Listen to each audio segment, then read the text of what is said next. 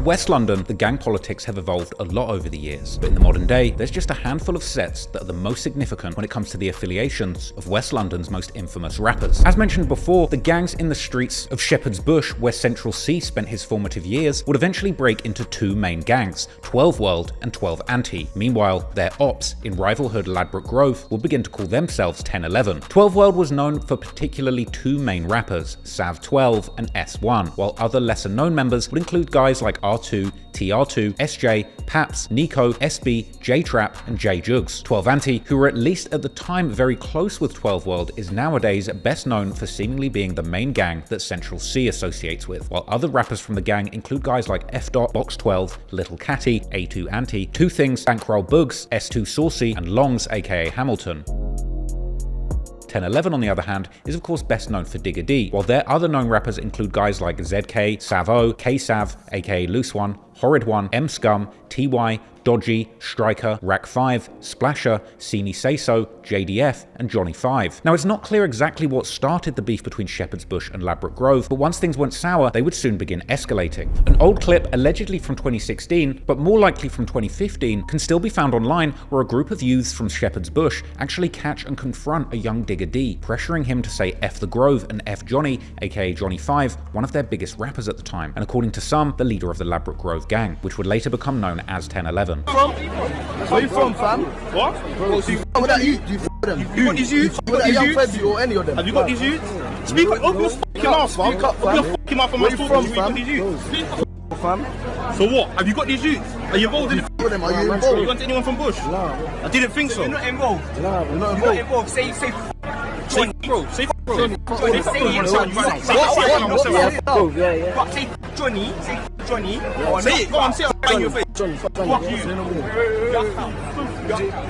Digga has since rapped about this incident on numerous occasions, like on his intro song for the album Naughty by Nature in 2022, where he mentioned that it happened on Boxing Day, the day after Christmas, and that he brought himself a shotgun soon after to protect himself, as well as ending the song saying that after buying the dots, or shotgun, he then got the nickname Shotty Shane as he begun his Get Back campaign, even accusing the Shepherd's Bush members of turning him into a demon in the streets. In May 2016, Digga would drop his first music video called Hella Bands, where he can be seen in Grove with the rest of the 1011 members, AR916 as they were going by at the time. But this is a track all about trapping, specifically cooking up good rocks, and there's no real disses to specific ops in the song other than just generic references to rivals. But Digga does make it clear that he's well armed, even mentioning the shotgun that he'd supposedly bought after that incident with the Shepherd's Bush members. The music video would also show that the police were watching their block, as they would literally pull up and chase 1011 members away from their own video shoot. A few months later, in July, 12 World rapper Sav 12 would drop a song originally titled 12/10, although the title has since been changed to No Hook. The song's reference to 10 appears to be a clear diss towards the W10 postcode, which guys from Ladbroke Grove like Johnny 5 would be repping on their social media at the time. And saying 12/10 essentially means that his crew from 12 World are above the 1011 crew. As only a few months later, he would also drop the song Let's Get It, where he would repeat the same lyric, whilst making it clear he was talking about their ops. However, in general, both sides would keep releasing music with rather generic disses towards their ops, until November 2016, when Digga would drop the song and music video simply titled The Truth. The music video would show a young Digga surrounded by masked up goons, while he would rap bar for bar, dissing numerous ops explicitly by their names, many of these being Shepherd's Bush members like a guy called Guops, and Creep Sav, aka Sav 12, saying that he left his bike and ran when one of Digga's members pulled out a gun on him. Digga would once again mention the time that he had been pressured to diss his own gang, saying how he had got a gun afterwards, and seemingly admitting that his friend R9 got arrested for the same firearm. The self-snitching would continue as Digga would also seemingly admit that his gang had stabbed an op called L1, this actually being a female member from Shepherd's Bush, with Digga actually bragging on another song called Violence that the gang will stab their ops regardless of gender, and that they stabbed up L1 because she was from 12 World, as well as saying that he stabbed the boss of his rival gang the same way that his friend had scored on Harrow Road rapper from the Mozart estate Fredo, an apparent reference to an incident where Fredo was stabbed by a 1011 member named CJ at a carnival, apparently leading to a retaliation days later where CJ was stabbed in the eye. Digga would then end the song by saying how he's shooting people from Notting Hill Gate to the end of Bellow or Portobello Road, meaning basically basically the entire W11 and W10 area that he reps, and that the beef can't be settled, and that's why he keeps a gun on him. Songs like The Truth would help 1011 to gain momentum in the UK drill scene, as they were one of the first groups to go so in detail about the specific crimes that were going on in the area. However, in 2017, their unfiltered style would escalate to the next level after the brutal murder of a 19-year-old named Abdullahi Tarabi, better known in the UK drill scene by his nickname T-Wiz, who surprisingly was from nowhere near 1011's area. Instead, T-Wiz was allegedly a member of a gang called N-Gang, located all the way in the town of Northolt. This area has its own gang rivalries, one of which was between N-Gang and another gang called Rayners Lane from a suburb with the same name. In April 2017, T-Wiz would leave his home around 3 PM to go to a nearby store, where he would allegedly run into youths from Rayners Lane. Wiz would allegedly have some kind of confrontation with these youths, after which 2 of them would begin to chase him, and T-Wiz would take off running, eventually ending up in an alleyway where he would seemingly see his brother yelling at him to go and back the Ramsey, meaning to go and get a Rambo knife. Unfortunately though,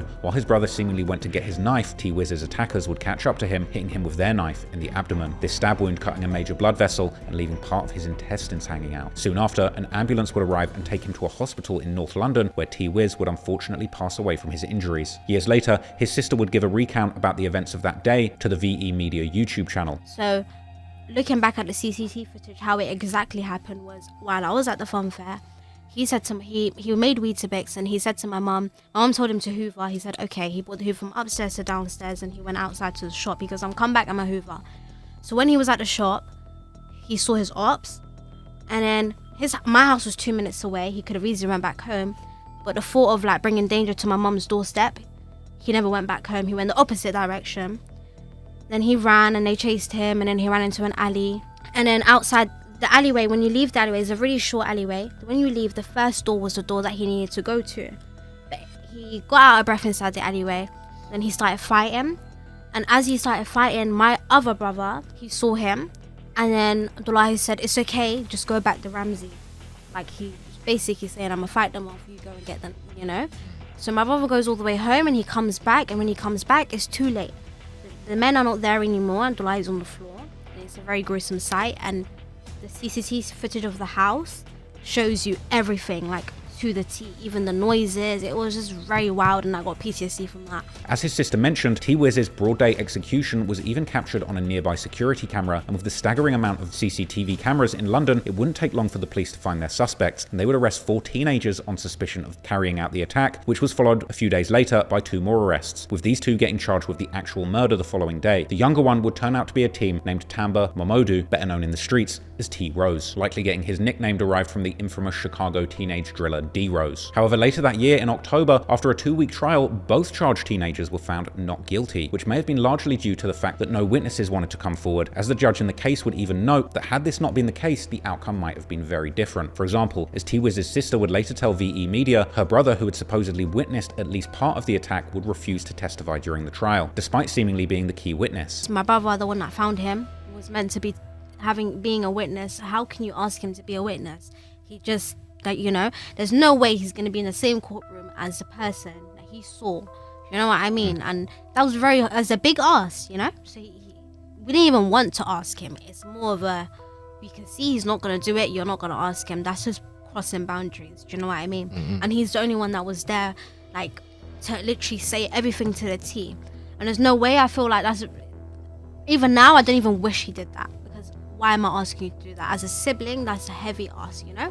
After his release, T-Rose wouldn't simply take the win and continue his life, as he was an aspiring rapper and now seemingly saw these events as his chance to get some more attention in the drill scene. And in January 2018, he would drop a song called No Lie under his rap name Terror RL, together with a highly disrespectful music video where he would essentially reenact the murder of T-Wiz, while starting his verse by dissing 156, which is an alliance between 3 different gangs, one of them being the N gang that T-Wiz was part of, and saying how his ops can get hit like Wiz and that you can't run from him because he moves quick, before later in the song practically confessing the murder several times, like rapping how all his ops know how he put a man's name on television. However, as a side note, T-Wiz's alleged killer T-Rose would eventually receive a similar fate to his alleged victim, because on October 2020, T-Rose will be gunned down in an assassination-style drive-by shooting all the way in Telford, where he had reportedly moved to escape his past life. Shockingly, as the police would eventually work to solve this particular case, they would arrest one of T-Wiz's brothers and his cousin as suspects in the murder, which had allegedly been planned out for a long time and involved 16 trips to Telford, including 4 unsuccessful murder attempts and numerous car swaps swaps and burnings in order to hide evidence. But interestingly, these arrests would only take place in 2024, but in the 2023 interview with VE Media, T-Wiz's sister, who was seemingly unaware of the revenge plot, would say things that many people would later take as further evidence that some people in her family were indeed more interested in street justice than legal justice. The outcome could have been different if people were willing to testify, but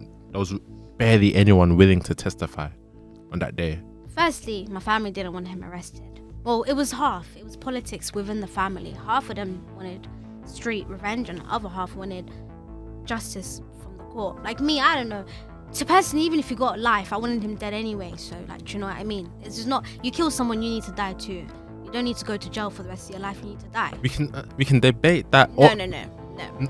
If you kill someone, you need to die. But anyway, T-Rose wasn't the only one dissing T-Wiz in music, because all the way back in Ladbroke Grove, 1011 members would begin to participate in the dissing heavily. This is because 1011 had become close with T-Rose's gang in Rayners Lane, and already in July 2017, when T-Rose was still locked up awaiting trial, Digga would shout him out in the song Kill Confirmed, where he would literally say how Rose's killing of T-Wiz was confirmed, while also seemingly implying that T-Wiz's younger brother had gotten shot but survived, unlike T-Wiz himself who passed away. Digga would also comment on apparent claims in the streets that 1011 hadn't touched anyone from N-Gang themselves, saying how that was a lie. And in his verse, Sav O would continue the dissing, saying how his ops better not slip when they're gliding, UK slang for sliding, or hunting their enemies, because they might die like T-Wiz. But while 1011 was seemingly focusing on dissing T-Wiz and the N-Gang particularly hard in their music, in real life, they were deeply entrenched in their beef with the Shepherd's Bush gangs. And on the 15th of September 2017, they would allegedly attempt to score. At around 9:40 p.m, 3 alleged 1011 members were seen walking on the Primula Street near the White City estate wearing masks and armed with machetes. However, when the police would make it there, the trio had already left the scene, but about an hour later, the same trio would then be spotted walking within the White City estate, seemingly looking for their ops. Now, what happened next is somewhat open to interpretation. According to local news, one of the Shepherd's Bush gang members from the White City estate would notice the trio and begin following them around the estate, while calling other members to help, who would then join the hunt armed with their own weapons. This hunt ultimately ending with one of their own, a 16-year-old, somehow getting stabbed by the 1011 members, but fortunately surviving after being taken to hospital. However, according to the online drill detectives, the 16-year-old, who would allegedly be a 12 anti-member called Twin, would be stabbed first, after which his friends would try and hunt down the 3 1011 members, with a widely circulated CCTV footage capturing 2 of them, M-Scum and JDF, successfully running away from them.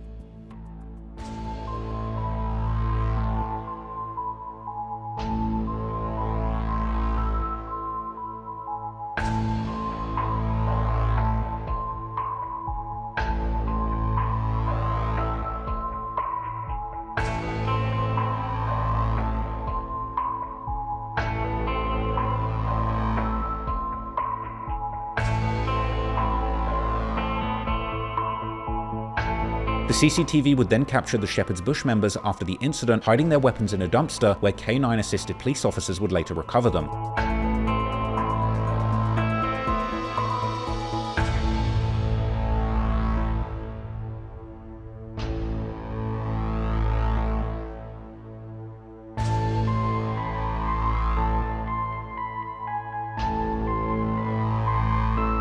Only a few weeks after this incident, 1011 would come out with the song Play for the Pagans, including Digga D, Horrid One, and Sav O. The song would feature this trio dropping numerous disses towards Shepherd's Bush members, with Digga starting the song by saying how he saw 12 anti-members ST, also known as the rapper S2 Saucy, and Banks on Instagram Live, and instantly went to their location with a shotgun but ended up missing 2 shots. He would then continue by seemingly referencing the incident a few weeks earlier, saying that he swears that several 12 anti-members got stabbed, before listing several names, including Guaps, who is better known as the rapper Box 12. But Digga wasn't done, as he would next aim his disses towards the 12 World side of Shepherd's Bush, saying that if Jeezy, also known as the rapper J-Trap, had tripped, he would have gotten stabbed, before also dissing Creeps, aka Sav 12, as he would make a reference to a rumored event where someone from his own gang had allegedly shot at his mother's house, and how he hadn't done anything in revenge. Digga would also mention an infamous member of 12 World called the General, saying how Sav 12 is broke because he was wearing General's tracksuit in the music video for the song Trap Goes Dead. Now, side note, a few months before the release of this song, 12 World General, real name General Webster, had become the UK's first ever case of someone doing a murder by throwing acid, when during a confrontation of a rival gang member involving a bottle of acid, had accidentally ended up spraying an innocent 47-year-old woman who would get severe burns and end up dying from medical complications a few weeks later. Honestly, it's so tragic, and this just goes to show you how innocent bystanders still get caught up in the crossfire in all kinds of ways, which is exactly why this gang violence needs to stop. But what makes this case extra crazy is the fact that the General was well aware of how dangerous a weapon a bottle of acid could be, as he himself had been a victim of an acid attack. But anyways, Digga and his 1011 goons weren't just dissing their close-by ops from Shepherd's Bush, as he and Horrid One would also rap some very disrespectful bars about T-Wiz too, with Horrid One in particular rapping a truly heartless bar about how T-Wiz got stabbed to death, but he doesn't feel sorry for his mother. But the most disrespectful part would arguably come the following month in October, only a few weeks after T-Rose had been cleared of the murder charges, as 1011, who had now begun to receive some real attention in the UK drill scene thanks to their brazen diss songs, would appear on one of the biggest platforms in the UK rap scene, the so-called Crib Session series, hosted by infamous UK rap DJ Tim Westwood. But it wouldn't be just 1011 who would perform at the Crib Sessions, as T-Wiz's alleged killer, T-Rose, would seemingly step in to perform with them too. And when 1011 would perform Play for the Pagans, T-Rose himself can be seen getting ecstatic about Horrid One's lyric insulting T-Wiz's mother, acting as a demonic hype man for this dark moment, and proudly rapping along to these lyrics that insulted his murder victim. Play for the Pagans was followed the next month with the song and music video titled No Hook, where 1011 would continue on their well-trodden methods of dissing their enemies, with M Scum rapping how they left a man stabbed so that the 12, aka Shepherd's Bush, is hot and crawling with police, and now that they're hot stepping in Zart, aka the Mozart estate, where Fredo and the Harrow Road Boys are from, meaning that they're also trying to stab their ops there and calling the whole of West London the Wild Wild West. Horrid One would aim his disses towards specific members, saying how 1011's affiliates caught 12 anti-member Longs in a prison wing and attacked him, and the Am, a British slang for loud flower strain amnesia, has got his phone line running, just like Creeps, aka Sav12 from 12 World, before saying that Shepherd's Bush members haven't shot any of the 1011 members, so they must not have guns, aka WAPs, or if they do, they must not have bullets for them, ending how he can't believe that they're beefing against such nerds. And of course, they would once again make numerous disses towards T-Wiz, who would become their favourite person to diss at this point, akin to Tuka from Chicago, largely because he was one of the only ops at this point who had actually been killed as a result of the seemingly endless stabbings and shootings going on in the area. But unfortunately for 1011, later that same month, their promising careers in the rap game would come to a screeching halt, as 5 of their members, including Digga D himself, would be stopped by the police, who would find numerous large knives, machetes, and baseball bats, as well as masks and gloves in their car. The 1011 members would claim to the police that these were all just props for their next music video, but the police would claim that they had in fact stopped Digga and his goons right as they were about to go and slide on their ops in Shepherd's Bush once again, as the police had actually found a recently posted video online where Shepherd's Bush gang members were allegedly harassing Horrid One from 1011's grandmother, who was out on their block, and attempting to provoke 1011 to respond. The police got wind of this and shut everything down before it could spiral out of control, and from here the 1011 members would remain locked up for the time being. But in true UK drill fashion, they would end up turning their misfortune into success by taking advantage of the growing infamy around them in the music scene, and at the end of November they would end up dropping their next viral hit, and a song that would go down as one of the most iconic drill songs in history. A song, or technically 2 songs, that they had recorded for the highly popular Mixtape Madness YouTube channel as a part of their Next Up freestyle series, which showcases new artists who have shown promise in the drill scene. The song that also included a live performance style music video. Next Up would once again showcase familiar bars with references to seemingly real events that had happened between 1011 members and their specific ops. This tried and true tactic, mixed with a popular platform like the Next Up series, a hard beat, and clever wordplay, would turn out to be a deadly combination that would immediately go viral in the UK drill scene. The following day,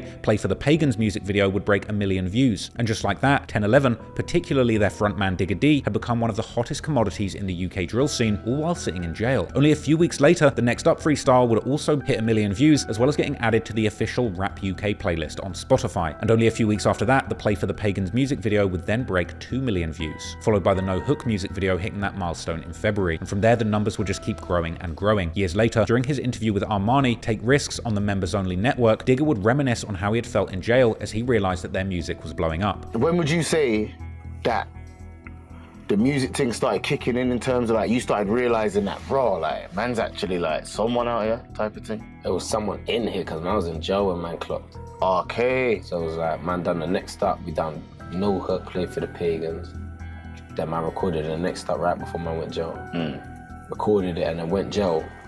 And I need to ring Hunch and that, like, yo, where we go, what's going on? I was like, yo, we ain't really got nothing to put out there, like, might as well drop the Next Up. I'm like, bro, back man, that's long, like, kind of save it, because I know man sitting in here for a while, man, trials all in June and it's like November or something. I said, bro, like, I want to drop what man's got straight away. Yeah. So, okay, might as well do it, the name's ringing anyway. Come out and boom, man's hearing this going off, but these times man's like, ain't even see. I don't even know if man's seen 1 million views yet. Do you get it? The last time I was on the road, I don't even know if No Hook hit 1 million and that before man even went jail, you get me? So I was like, boom. Kid officers are coming saying, yo, you lot got 1 million, you know. So dog. Saying, bruv, what? that's mad. Yeah. Man's excited, man. Say, what? But man's not believing it. So man's telling them, bro, go on the computer, go on YouTube, type the thing, print it out and bring it to man's cell, and then I'll believe you. And they're doing it, and they're bringing it. I'm saying, yo, the views are going up. I'm chatting to my mom. Yeah, it's going off. Then that was really like about it. That's it. Like just all the officers and telling man, yo, 5 mil now, 6 mil, 7 mil, 8 mil throughout the months. Yeah. You get me? However, the next up freestyle would also have one specific lyric that seems to describe a real-life event that almost allegedly destroyed Digga's rap career for good. This being a bar that TY raps about Digga having the whole HR locked off when he crossed that bridge. HR is short for Harrow Road, an infamous street that Fredo's gang, the HRB, or Harrow Road Boys, represent, while the accessing of this road from Ladbroke Grove happens by literally crossing a bridge. Many fans see these lyrics to describe an event that happened sometime in 2017 when Digga D allegedly shot up 2 rival gang members with a shotgun, one of them allegedly being a guy called Tubbs from Shepherd's Bush and another man. However, both victims would end up surviving this incident despite serious injuries, and Digga would seemingly beat the attempted murder charges related to this, later posting his paperwork online, only showing that the shooting had happened in the W10 postcode in 2017, as well as the eerie detail that one of the victims lost something, with rumors later circulating that Digga D shooting this person in the face actually left them blind. And years later, Digga D would brag in numerous bars about shooting someone in the head, like on the track Violence with Savo, and lyrics from his crib session where he talked about being interviewed about 2 attempted murders. And he would even say on the song Red Light Green Light years later that the police told him that he shot someone in the face and left them blind. But despite the disrespect, this wasn't a one-sided beef, and as time went on, Digga's rivals from Shepherd's Bush would also keep releasing music, like the March 2018 song called Grenfell by 12 Anti-member and Central C's good friend F. as well as 12 World member called Rems, who would later become known as the 12 Anti-rapper Two Things. The song's chorus ends with F. rapping how they came for the violence, not to be gentle, and that they'll leave their ops block like Grenfell. Many people would find this song very distasteful, as the Grenfell Tower was a real 24-story high-rise that burned down in a massive fire in June 2017, killing dozens of people. Moreover, Grenfell Tower was practically located in the hood of 1011, with this song not only making an offensive reference to the tragic fire, but also directly dissing the people that were likely to be most affected by the tragedy. Central C, on the other hand, had a completely different approach to the gang members in his area, as at the time of the fire, he actually offered a place to stay to the victims of this tragedy, which for the record seems like a genuinely nice thing for such a young guy to do, particularly given at this time he was still struggling as a small-time rapper. And it also goes to show you that at this time, Central C seemed like a pretty nice guy, having not yet fallen into the clutches of the local gang members. Anyway, overall, the Shepherd's Bush gangs were also benefiting from the increased attention that the fans of UK drill were paying them due to the beef between them and 1011, with the 12 World rapper S1 in particular gaining increasing popularity at this time with his energetic personality and disrespectful bars, often doing songs together with fellow 12 World member Sav 12. However, both sides were about to find themselves in some serious legal troubles. First, in June 2018, the 1011 members who had been arrested in November 2017 would finally face justice after going viral behind bars, and after pleading guilty to a conspiracy to commit violent disorder, all 5 would get sentences ranging from 10 months to 3.5 years, with Digga D, real name Reese Herbert's sentence, being amongst the lowest, likely due to his age being just 17 at the time. But that wasn't all, because in an unprecedented move by the courts, they would also ban the members from making what they called violent drill music, giving them so-called CBOs or criminal behavior orders, which banned them from mentioning death or injury and postcodes in a gang context in their music and on social media. This essentially meant that they couldn't even use the name 1011 as a group anymore, as this was a textbook example of them repping their gang. They would also need to notify the police 24 hours before releasing any music or videos, and give a 48-hour warning before doing any shows or recording together, providing their location. The order would also specifically state that they couldn't mention the name of T-Wiz anymore, finally bringing an end to the dissing of the dead teenager, whose murder wasn't even linked to the beef between Shepherd's Bush and the Ladbroke Grove gangs. Anyways, the groundbreaking CBO ruling against 1011 would make many headlines in the UK, with some condemning it as an overstep of censorship, while others would argue that there was a racial element in there, and that the ruling was really just the newest in a long history of black music being overpoliced and censored. This does raise all sorts of alarm bells, doesn't it? About censorship and freedom of expression. Yeah, and I think this just shows in terms of law enforcement. I mean, it was the right thing to do. It was the only thing that law enforcement could do. If you've got 2 groups of young people, one group inciting violence against one another, you have to seek a legal remedy. However, this doesn't solve the problem. What we know from youth culture is you ban something, you inevitably make it more popular. You know, if you wanted to get a hit record many years ago, have it banned and it would go straight to #1. What we've got to do more of is not just ban the music, but help young people educate young people away from inciting violence against one another. But if you're saying banning is a bad idea because it makes things more popular, then why is this the right thing to do? I'm not saying banning is the wrong thing. What we should be doing is educating and helping people create more positive forms of art that recognise their social situation, the deprivation, the world that they live in, but it shouldn't be about destroying one another. And this is what this is. This is about one group of young people going out to murder another group of young people. If this was hate crime, if these young people were targeting somebody else because of the colour of their skin, because of their religion, we would have no problem with this. Can I just say that so far as this case is concerned, this offence did not arise out of a particular music video. It arose out of a video where it was a taunting and someone's grandmother became involved. So it wasn't a particular music video that the 1011 had put out that caused this crime. But what happened afterwards was that obviously they were arrested because of this video, and the police introduced a number of their previous music videos which had some pretty bad lyrics in them. The police, on the other hand, would comment that they were now likely to target other gangs with similar restrictions, which they indeed would. And only a few months later, in September, numerous Shepherd's Bush gang members, who the police had been investigating since at least September 2017, after the incident between them and the 3 1011 members in the White City estate, would also receive similar sentences. These members would also include Central C's close friend F. from 12 Anti, real name Fernando Johnson, who would receive a 3 years and 4 month sentence for violent disorder and conspiracy to commit grievous bodily harm. All of the sentenced members were also banned from appearing in videos or audio that references gangs or weapons, as well as associating with each other in public, wearing face masks in public, entering the borough of 1011 during certain hours, and perhaps most tragic of all, banned from attending the Notting Hill Carnival. Clearly, such bans had become the new norm when dealing with gangs and drill artists. In January 2021, when the BBC looked into the matter, they found that the prosecution in the UK had increasingly begun to use rap music as evidence during trials since the case of 1011. The topic would eventually make its way all the way to the American media, like on ABC News, who would mention the UK situation in relation to the trial of Young Thug and YSL, even mentioning Digga D by name. There's a criminal case playing out in Georgia right now against rapper Young Thug and several of his associates using their own lyrics to prosecute them. It's a case that's putting the freedom of expression on the stand, and it's a practice also being used in the UK, where police are now charging drill rap artists for their own lyrics or banning them from saying certain words entirely. But these laws don't just impact musicians, they could have ripple effects for artists worldwide. ABC's Patrick Reevell takes us inside the world of UK drill. Drill has attracted claims from the UK authorities that it fuels gang violence, particularly knife attacks in London. They point to real-life attacks glorified in some drill videos, like in Digga D's Play for the Pagans. Digga D, one of Britain's most popular artists, has to inform police 24 hours before releasing any new music, a condition of his parole stemming from a case in which his lyrics were used as evidence to help convict him of conspiracy to commit violent disorder. Digga D, I'm in love with violence. Police have had YouTube and Instagram take down Digga D tracks, including this song, Kill Confirmed. Social media companies have removed hundreds of drill tracks at the police's request. Police say drill videos frequently include direct threats, but Instagram's oversight board recently said it was concerned drill is being over-policed. Digga D himself, on the other hand, would later tell Armani Takes Risks how he had first thought that the order banned him from rapping completely. You've gone jail, next up, then they've hit you with a CBO, taking out bare tunes, boom, boom, and then you've come out. Yeah. Did you think you could rap? Like, when you got the CBO now, you're thinking, like, what was you thinking? I ain't done it. Okay. No more rapping. And I don't remember CBOs before that. In fact, maybe LD got one. Did you get one where he had to not wear his mask or something? I can't remember. I don't even know, innit? Yeah.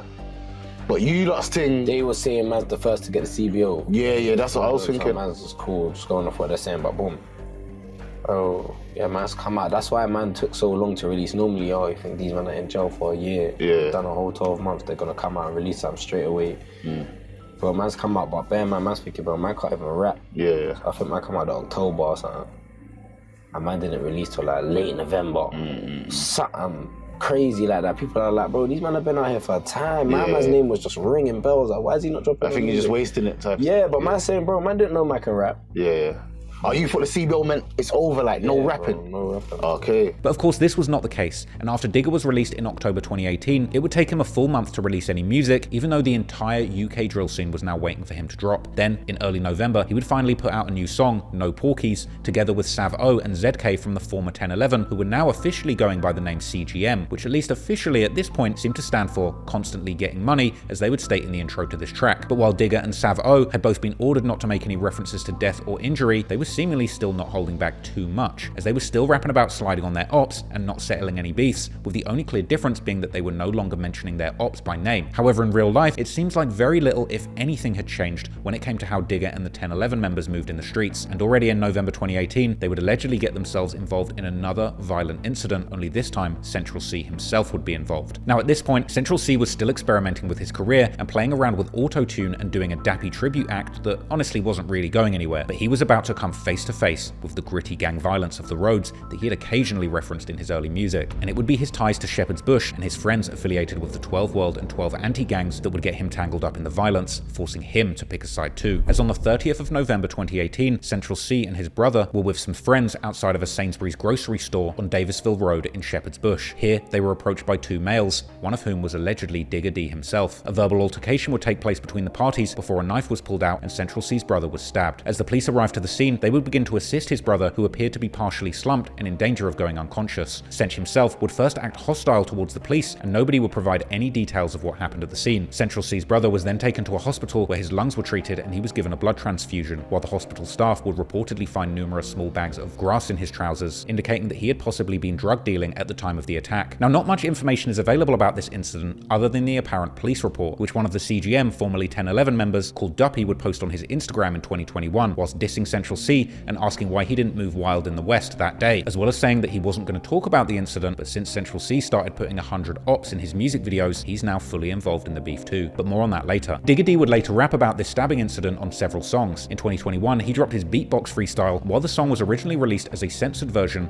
an uncensored version would eventually leak, with Digga rapping how they stabbed Central C's brother, pleaded not guilty, but still ended up beating the case. Also in 2021, an alleged plugged-in freestyle with Fumes the Engineer would apparently leak, where Digga D would rap how Central C just stood there and watched them stab his brother, with fans reacting on social media, saying how the song was definitely going to get Digga recalled to prison for breaking his CBO. However, Digga himself would deny ever even being at Fumes' studio. The song still circulates. Meanwhile, on Reddit, the online detectives have alleged that a member of the so-called LA gang was the person who did the actual stabbing in this situation. This gang, which is from around the Latimer Road area, is apparently very close with 1011 or CGM members. But whoever was behind the actual stabbing, this was only the beginning of the troubles that Digga would find himself in, as he had seemingly learned very little from his run-ins with the law, and already the following year in 2019, he would find himself locked up again. But even more interestingly, it would be after this knife-point brush with death that Central C would have a spark of inspiration, deciding to get even closer to the streets rather than backing away, and taking inspiration from Digga D's life and violent drill music, and deciding it was time to do a complete 180. At this point, Centch dropped the auto-tune and begun to make much more gritty drill music that appealed to the gangsters on the streets rather than the girls in the club, and it would turn out that this strategy would take Central C right to the top of the game, but it would also have the unintended consequence of making him a bigger target in the streets than he had ever been before.